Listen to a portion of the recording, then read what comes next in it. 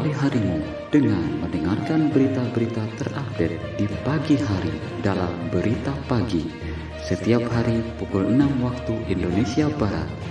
Dan di sore hari, kamu bisa mendengarkan berita-berita terbaru dalam Berita Sore setiap hari pukul 17 waktu Indonesia Barat. Kamu bisa dengarkan semuanya di Breakers Radio, media hiburan dan informasi untuk Indonesia yang lebih maju. Breakers Radio memberikan yang terbaik untuk kamu.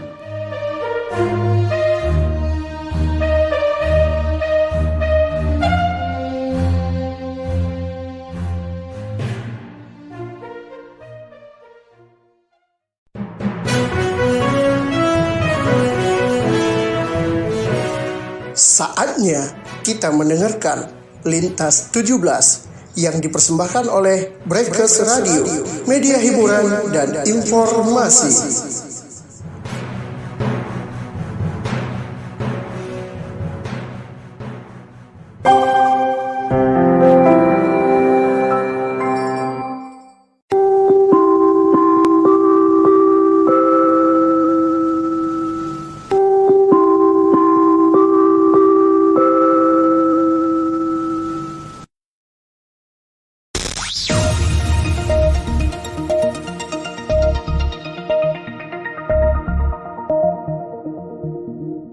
Selamat sore sahabat inspirasi. Senang sekali kami bisa menyapa Anda semua di sore ini di hari Minggu, edisi kerja. Tanggal 11 Juni tahun 2023 bersama saya Paimin.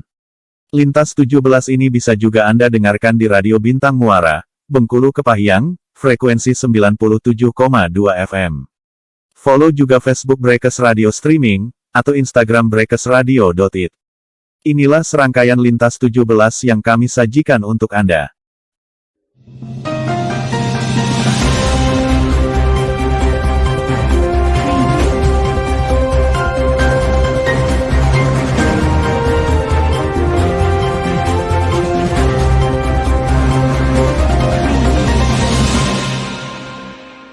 Kita awali berita pertama. Pendengar, NTB terpilih jadi tuan rumah gelar teknologi tepat guna Nusantara 2024. Nusa Tenggara Barat NTB akan menjadi tuan rumah gelaran teknologi tepat guna TTG 24. Hal itu ditetapkan dalam rapat koordinasi teknis Rakornis pada Sabtu, 10/6, yang dipimpin Sekretaris Badan Pengembangan dan Informasi Kemendes PDTT Vince Decima Hasibuan, bersama Kepala Pusat Daya Saing Kemendes PDTT Helmiati Nuhung. Semula nominasi lokasi gelar TTG Nusantara 25 tahun depan mencakup wilayah Sumatera Barat, DKI Jakarta, Jawa Timur, dan Nusa Tenggara Barat. Pembicaraan informal dan surat resmi telah disampaikan. Inilah yang dibicarakan para Kepala Dinas Pemberdayaan Masyarakat dan Desa PMD se-Indonesia, kata Vince dikutip dalam keterangan tertulis, Minggu, tanggal 11 Juni tahun 2023. Helmiati menambahkan Rakornis Kepala Dinas PMD akhirnya memutuskan Nusa Tenggara Barat sebagai tuan rumah gelar teknologi tepat guna Nusantara 25 yang akan berlangsung tanggal 7 Juni tahun 2024.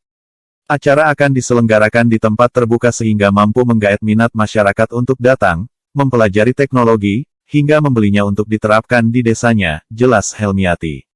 Setelah keputusan Rakornis Kepala Dinas PMD bulat, selanjutnya dilakukan upacara penyerahan Pataka Gelar Teknologi Tepat Guna Nusantara dalam acara penutupan. Asisten Bidang Administrasi Umum Provinsi Lampung, Senen Mustaqim, mengembalikan Pataka kepada Kepala Badan Pengembangan Informasi Kemendes Ivanovic Agusta. Selanjutnya, Ivanovic menyerahkan Pataka kepada Kepala Dinas Pemberdayaan Masyarakat, Pemerintahan Desa, Kependudukan dan Catatan Sipil Provinsi Nusa Tenggara Barat, Ahmad Nur Aulia. Kegiatan sebesar gelar TTG Nusantara memberikan manfaat besar bagi Pemda penyelenggara. Transaksi di dalam pameran teknologi tepat guna di Lampung ini tembus 2,1 miliar rupiah dalam 4 hari. Selama seminggu terakhir telah hadir 11 ribuan tamu dari daerah, yang menyesaki kamar-kamar hotel, menyapu rental mobil, naik feri dan tambahan penerbangan pesawat, memberi cindera mata, hingga tiap hari mengonsumsi makanan khas Lampung, jelas Ivanovic.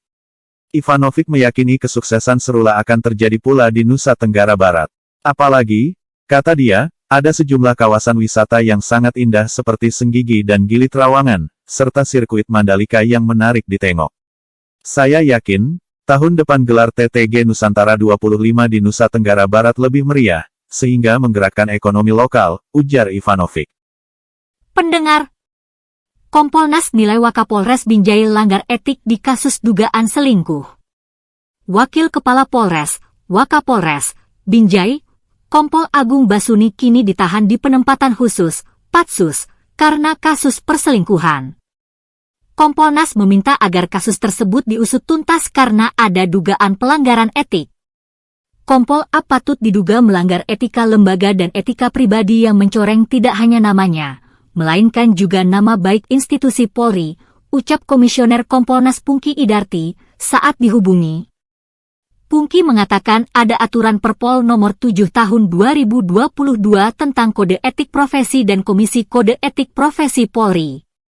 Dalam pasal 13 huruf F, hal yang dilarang bagi pejabat Polri adalah perzinahan dan perselingkuhan.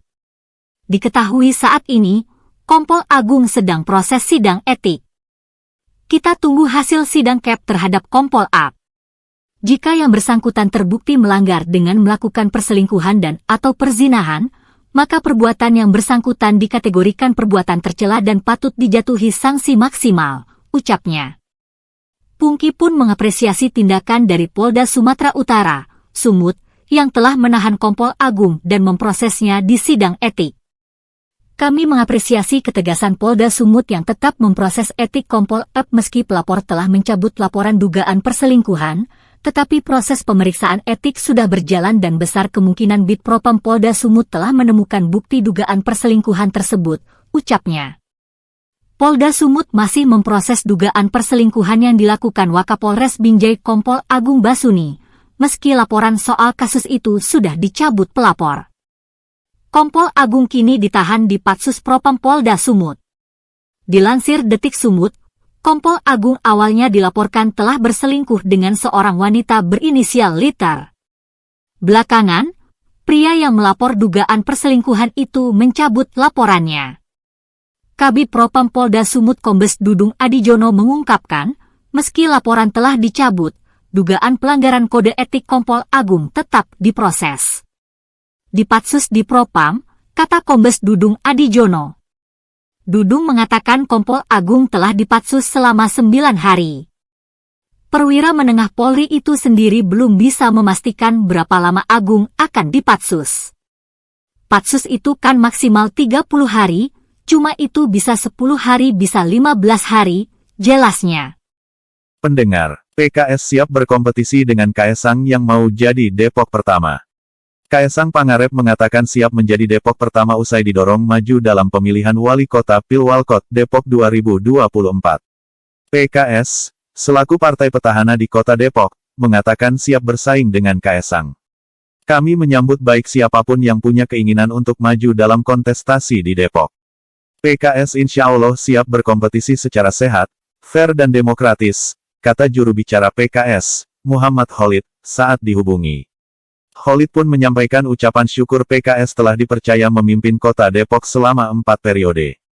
PKS menyebut kondisi itu adalah sebuah kepercayaan besar dari masyarakat kota Depok.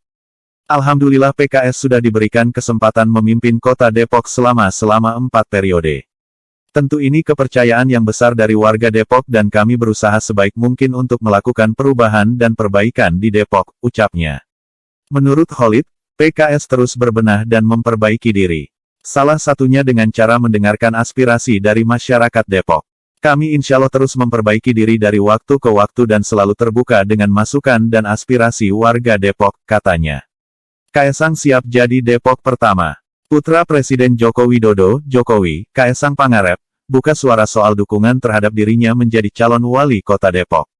Kaesang menyatakan siap menjadi Depok pertama. Saya Kaesang Pangarep, saya sudah mendapatkan izin dan restu dari keluarga saya, insya Allah dengan ini saya siap untuk hadir menjadi Depok pertama, kata Kaesang dalam video di kanal YouTube Kaesang Pangarep by GK Hebat seperti dilihat Detik.com.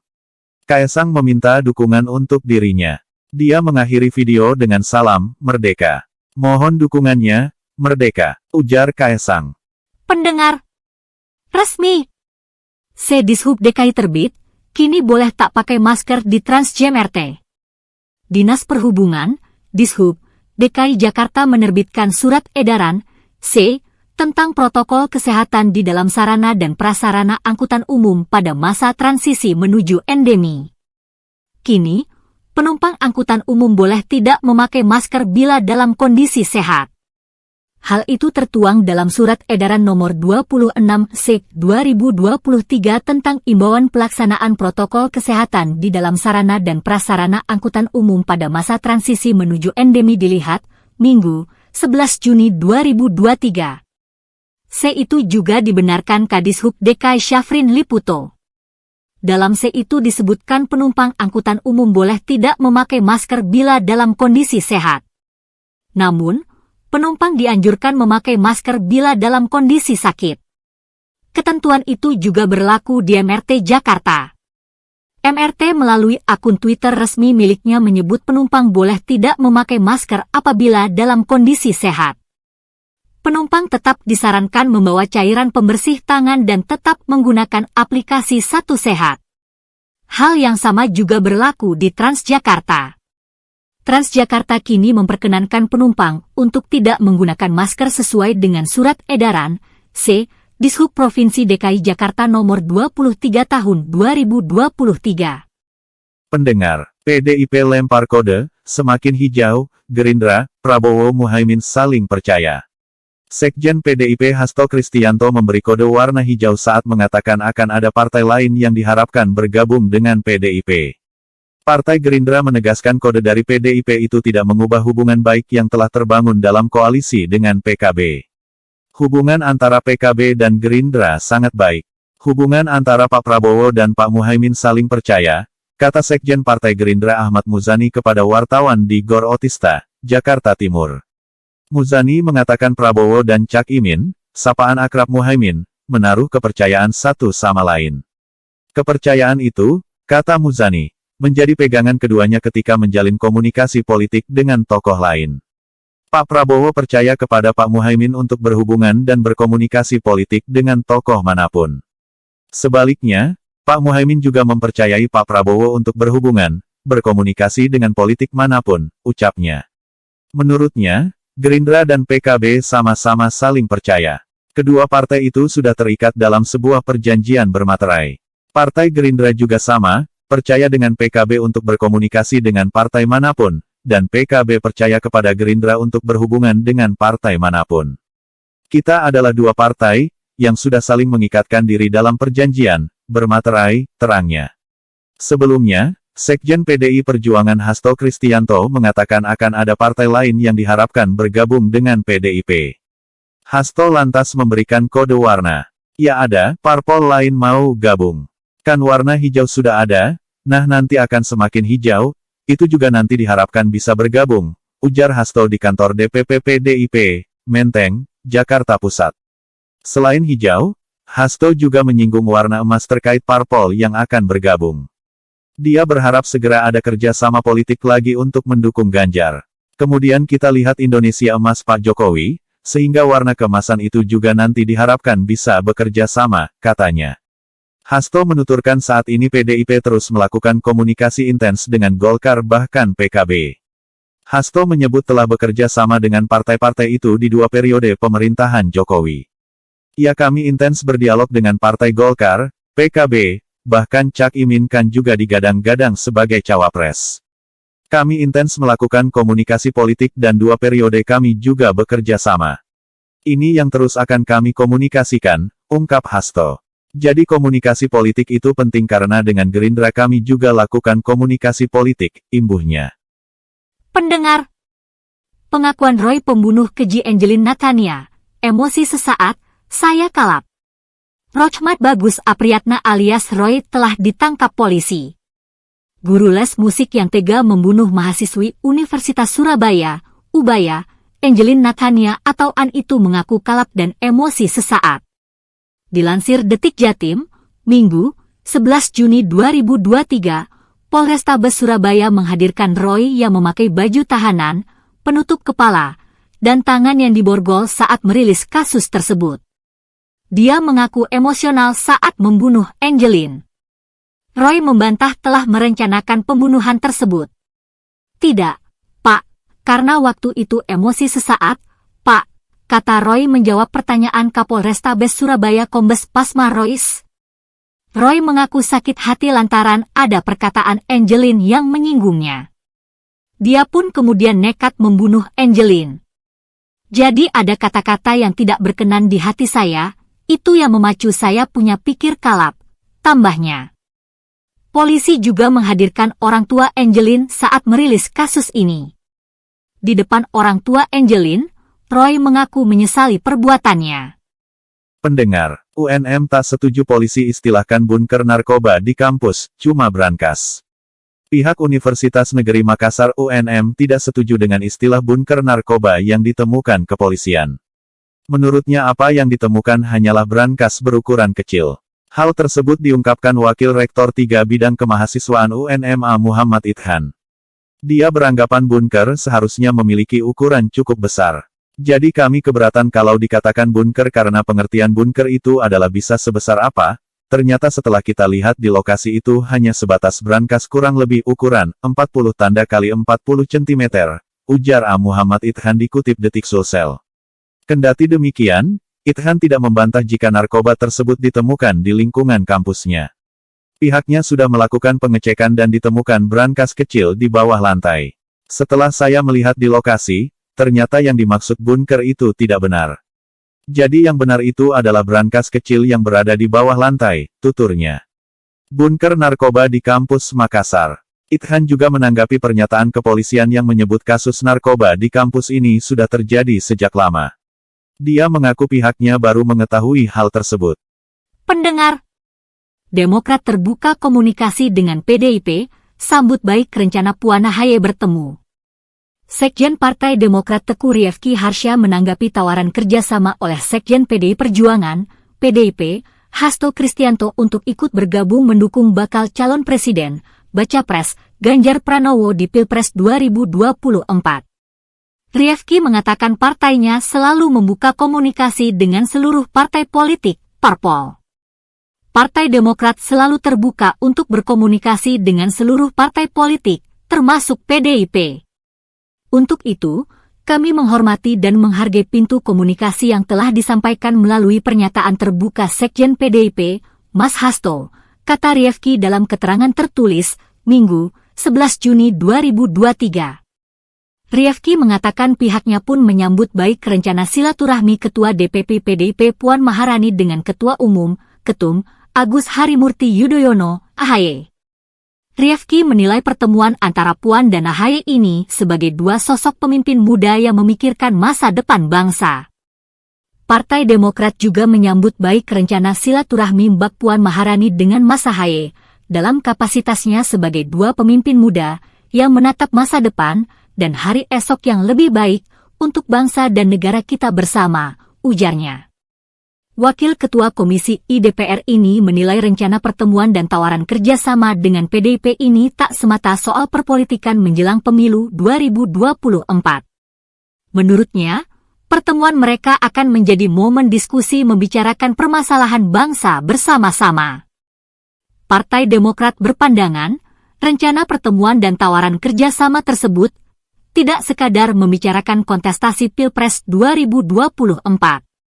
Tetapi lebih dari itu, juga dapat berdiskusi tentang berbagai permasalahan bangsa, demi terwujudnya Indonesia yang bersatu, maju, adil, demokratis, dan sejahtera, katanya, kata dia. Sebelumnya, Hasto mengatakan PDIP mengajak Partai Demokrat untuk ikut bergabung mendukung bakal calon presiden, baca pres, Ganjar Pranowo di Pilpres 2024. Hasto menyebut PDIP mengajak Demokrat bekerja sama dengan kerendahan hati. Jadi ya inilah, kami dengan kerendahan hati menawarkan suatu kerjasama dengan Demokrat, ujar Hasto di kantor DPP PDIP, Menteng, Jakarta Pusat. Rencana pertemuan Puan dan Ahaye juga diungkapkan oleh Hasto. Hasto mengatakan silaturahmi yang dilakukan Puan ini akan tetap menghormati etika politik. Nanti Mbak Puan akan bertemu dengan Mas Ahaye untuk melakukan dialog, tetapi kami menghormati etika politik, ujar Hasto kepada wartawan di Dermaga Kade Inggom, Pelabuhan Tanjung Priok, Jakarta Utara. Hasto mengatakan partainya menghormati partai-partai yang telah membentuk koalisi. Namun, kata Hasto, dialog demi kepentingan bangsa dan negara merupakan hal yang penting dan positif. Jadi partai-partai yang sudah bergandengan tangan, yang sudah membentuk kerjasama, kami hormati. Meskipun demikian, dialog kan sesuatu hal yang penting, ucap Hasto. Kita bisa berbeda secara politik, tetapi ketika ada ruang-ruang dialog, apalagi untuk kepentingan rakyat, bangsa, dan negara, itu merupakan hal yang positif, imbuhnya. Pendengar, SBY pastikan AHY respons ajakan bertemu Puan, tentu ada gunanya. Ketua DPP PDIP Puan Maharani dan Ketum Partai Demokrat Agus Harimurti Yudhoyono, AHY, direncanakan akan melakukan pertemuan. Ketua Majelis Tinggi Partai Demokrat Susilo Bambang Yudhoyono, SBY, merespons hal tersebut. SBY mengatakan AHY sudah menerima ajakan pertemuan tersebut. Dia menyebut AHY siap untuk melakukan pertemuan dan berdialog dengan Putri Ketum PDIP Megawati Soekarno Putri tersebut. Yang saya tahu karena saya tidak menangani langsung sekarang ini, yang saya tahu AHY selaku pemimpin Partai Demokrat merespons ajakan dari Mbak Puan dari PDIP untuk melakukan pertemuan dan berbincang-bincang, ujarnya di kawasan GBK, Minggu, tanggal 11 Juni tahun 2023. SBY menyebut, niat pertemuan yang baik akan berdampak baik pula. Dia berharap pertemuan antara AHY dan Puan bisa bermanfaat untuk bangsa Indonesia ke depannya.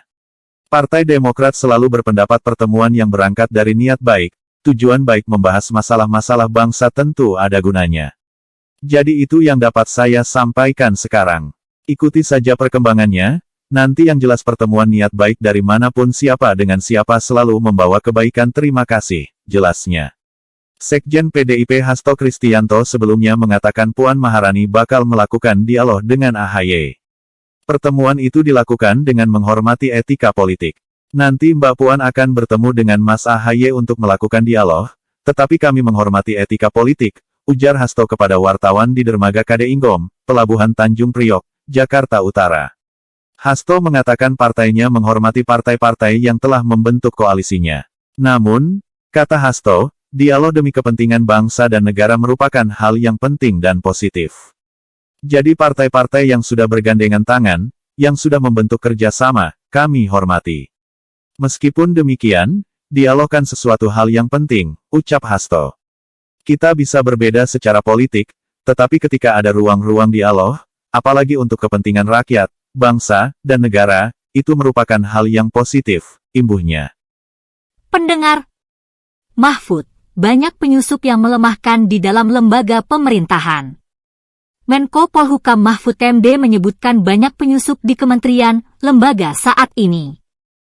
Penyusup itu, menurut dia, berniat untuk melemahkan pemerintah.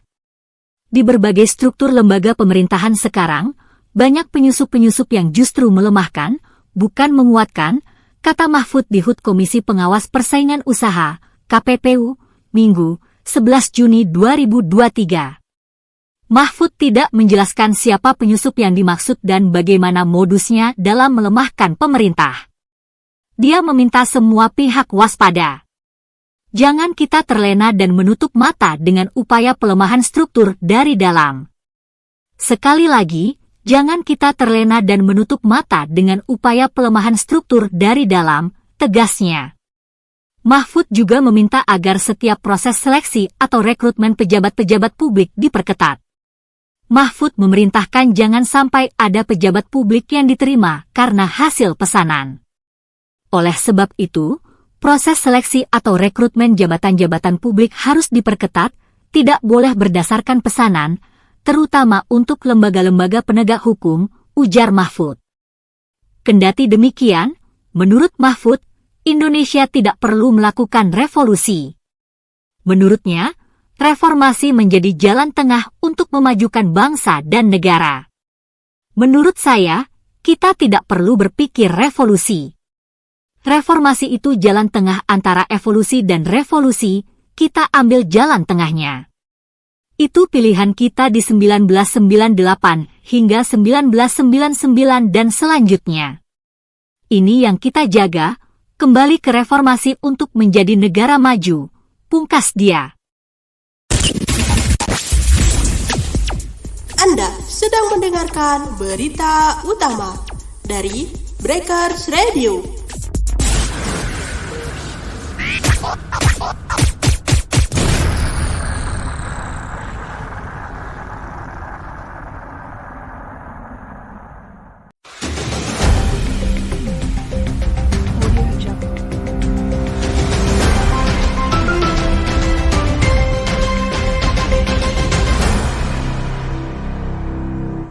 Baik sahabat inspirasi, jangan kemana-mana dulu, kami akan segera kembali lagi. Sahabat inspirasi, jangan kemana-mana dulu ya, karena kami akan segera kembali.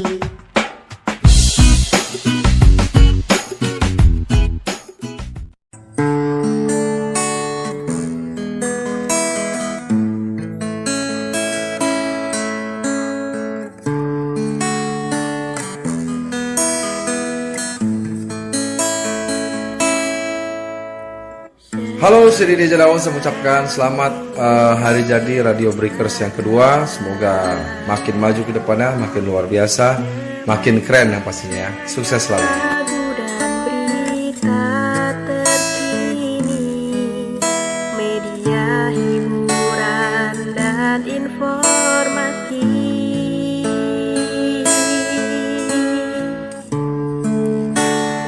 Breakers Radio.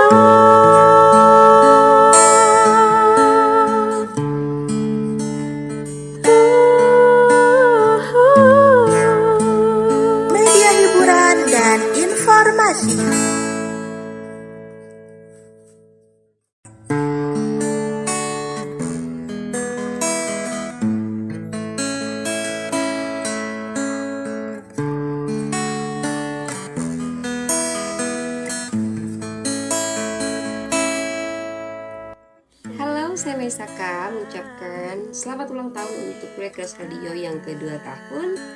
Sukses selalu, semakin jaya di udara dan semakin dicintai para pendengar. Dari matamu ku tahu engkau berbohong, dari senyummu ku tahu engkau berdusta. Jadi tak perlu kau tipu-tipu diriku, karena aku tahu kartumu.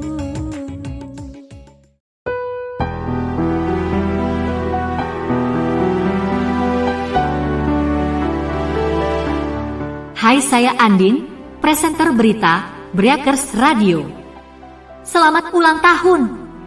Hari-hari penuh canda tawa bersamamu merupakan kenangan terindah yang pernah aku lakukan. Selamat ulang tahun. Semoga sahabat inspirasi senantiasa diberi kemudahan oleh Allah dalam menjalani setiap urusan dan selalu menjadi yang lebih baik dari sebelumnya. Harapan saya sahabat inspirasi terus memberikan dukungannya untuk kami agar terus bisa bersama-sama pendengar memajukan Breakers Radio, media hiburan dan informasi.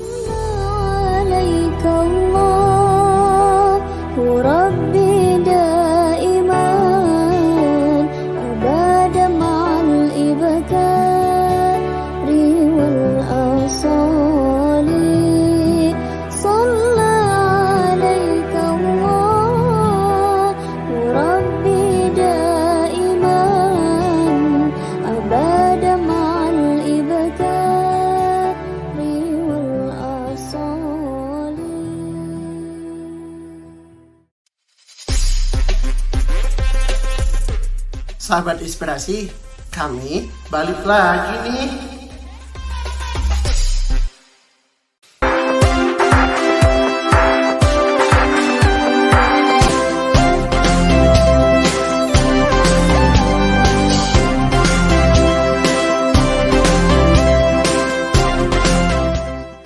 Terima kasih Anda masih bersama kami.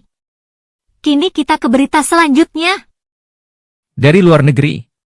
Pendengar, Macron desak Iran berhenti dukung Rusia di Ukraina. Presiden Prancis Emmanuel Macron mendesak Presiden Iran Ebrahim Raisi untuk segera mengakhiri dukungan Teheran untuk invasi Rusia ke Ukraina. Di mana dukungan ini diketahui dengan cara melibatkan penyediaan drone penyerang ke Moskow. Dilansir AFP, Minggu, 11 Juni 2023, Macron dalam panggilan telepon menggarisbawahi konsekuensi keamanan dan kemanusiaan yang serius dari pengiriman drone Iran, serta meminta Teheran untuk mengakhiri dukungannya. Dan mendesak Teheran untuk segera mengakhiri dukungan yang diberikannya untuk perang agresi Rusia melawan Ukraina, kata sebuah pernyataan. Seruan itu datang sehari setelah juru bicara keamanan nasional Gedung Putih John Kirby mengatakan Rusia menerima bahan dari Iran untuk membangun pabrik drone di wilayahnya yang dapat beroperasi penuh awal tahun depan. Gedung Putih merilis citra satelit dari lokasi calon pabrik di zona ekonomi khusus Alabuga, sekitar 900 km, 560 mil, timur Moskow. Kemitraan militer Rusia-Iran tampaknya semakin dalam, kata Kirby dalam sebuah pernyataan, mengutip informasi intelijen AS. Sebelumnya, Amerika Serikat mengatakan bahwa Rusia telah menerima ratusan pesawat tak berawak Iran untuk menyerang Kiev dan meneror warga Ukraina, tuduhan yang dibantah oleh Teheran. Menurut data AS, drone dibuat di Iran, dikirim melintasi Laut Kaspia, dan kemudian digunakan secara operasional oleh pasukan Rusia melawan Ukraina, kata Kirby. Gedung Putih mengatakan akan merilis penasehat pemerintah baru untuk membantu bisnis dan pemerintah, untuk memastikan mereka tidak secara tidak sengaja berkontribusi pada program drone Iran. Pendengar, tersangka penikam anak-anak di Prancis didakwa percobaan pembunuhan. Pria berpisau tikam anak-anak di Prancis ditahan polisi olah TKP insiden serangan pisau di Prancis. Tersangka penikam sekelompok anak prasekolah yang tengah bermain di tepi danau di wilayah pegunungan Alpen Prancis telah ditahan. Ia kini didakwa dengan percobaan pembunuhan. Dilansir AFP, Minggu, 11 Juni 2023, tersangka merupakan pengungsi Suriah bernama Abdal Masih Haji. Seorang jaksa mengatakan ia telah didakwa percobaan pembunuhan. Telah didakwa dengan percobaan pembunuhan, kata seorang jaksa. Disebutkan, Abdal Masih H. tidak ingin berbicara selama 48 jam dalam tahanan polisi atau di hadapan hakim yang memimpin penyelidikan, kata jaksa penuntut umum lain Bonnet Mathis dalam konferensi pers. Setelah 2 evaluasi psikiatris, Abdal Masih H dianggap sesuai dengan tahanan polisi. Psikiatris juga menambahkan bahwa dokter telah memutuskan bahwa dia tidak menderita delusi. Namun, dia menambahkan bahwa terlalu dini untuk mendiagnosis atau mengesampingkan patologi psikologis lainnya pada tahap ini. Seorang pria bersenjatakan pisau tiba-tiba menyerang sekelompok anak prasekolah yang tengah bermain di tepi danau di wilayah pegunungan Alpen, Prancis. Tersangka penyerangan tersebut kini telah ditahan. Dilansir Reuters, Minggu, 11 Juni 2023, tersangka merupakan seorang pengungsi Suriah kelahiran 1991. Jaksa mengatakan tersangka kini sedang dalam penyelidikan formal atas percobaan pembunuhan dan menolak penangkapan dengan senjata. Tersangka disebut memilih untuk tidak berbicara selama dalam tahanan polisi dan saat dihadirkan di hadapan hakim, kata jaksa penuntut. Ia diperiksa oleh psikiater yang menilai dirinya layak untuk ditahan. Tes narkoba dan alkohol dinyatakan negatif. Aneci prosecutor lain Bonnet Mathis dalam sebuah konferensi pers mengatakan korban luka saat ini tidak lagi dalam kondisi kritis. Ia menambahkan bahwa keempat anak itu masih di rumah sakit. Penyerang, berpakaian hitam dan membawa pisau sepanjang sekitar 10 cm, 4 inci, terdengar berteriak, "Dalam nama Yesus Kristus," pada video yang diambil oleh seorang pengamat dan dilihat oleh AFP. Dilansir kantor berita AFP, tersangka telah ditangkap di tempat kejadian di kota Annecy setelah serangan penusukan sekitar pukul 09.45 waktu setempat itu. Menteri Dalam Negeri Prancis Gerald Darmanin menuliskan di Twitter bahwa tersangka penikaman telah ditangkap berkat reaksi cepat dari pasukan keamanan. Pendengar, lebih dari 3.400 wanita dilaporkan hilang di Peru dalam 4 bulan. Lebih dari 3.400 perempuan dilaporkan hilang di Peru antara Januari dan April tahun ini. Hal ini disampaikan dalam laporan Ombudsman setempat. Dilansir AFP, Minggu, 11 Juni 2023, dalam laporan kantor Ombudsman berjudul, "Apa yang terjadi pada mereka?" 4 bulan pertama tahun 2023 terdapat 3.406 pengaduan tentang perempuan hilang yang diajukan. Hanya 1.902 yang ditemukan, dan 1.504 masih hilang, kata laporan itu. Situasi Peru. Mengenai penghilangan akan diklasifikasikan sebagai situasi bahaya yang akan segera terjadi, kata Wakil Ombudsman Isabel Ortiz. Disebutkan pemerintah setempat tidak menjadikan masalah orang hilang tersebut sebagai prioritas. Negara tidak mengambil tindakan untuk mencegah kejadian semacam ini, yang terjadi setiap tahun di negara Andean berpenduduk 33 juta orang itu, katanya. Negara tidak menjadikan masalah penghilangan, kebanyakan penculikan dan penculikan, sebagai agenda prioritas, tuturnya. Pada tahun 2022, lebih dari 5.380 wanita, kebanyakan anak perempuan dan remaja, dilaporkan hilang. Angka tersebut 9,7% lebih rendah dibandingkan tahun 2021. Dari dunia olahraga. Pendengar. Man City versus Inter. Rodri bawa The Citizens juara Liga Champions. Istanbul. Manchester City menjadi juara Liga Champions 2022-2023. The Citizens susah payah mengalahkan Inter Milan 1-0 di laga final. Manchester City versus Inter Milan berlangsung di Ataturk Olympic Stadium, Istanbul, Minggu, 11 Juni 2023, dini hari waktu Indonesia Barat. Babak pertama berjalan alot dan kedua tim harus puas imbang 0-0 sampai turun minum. Gelar juara pada akhirnya jatuh ke tangan Man City. Gol kemenangan dicetak oleh Rodri di menit ke-68. Hasil ini membawa Man City untuk pertama kali menjadi juara Liga Champions. Pasukan Pep Guardiola juga menutup musim dengan treble winner. Terima kasih telah mendengarkan berita sore yang dipersembahkan oleh Breakers Radio. Kita akhiri berita sore ini, sekian dan terima kasih, sampai jumpa.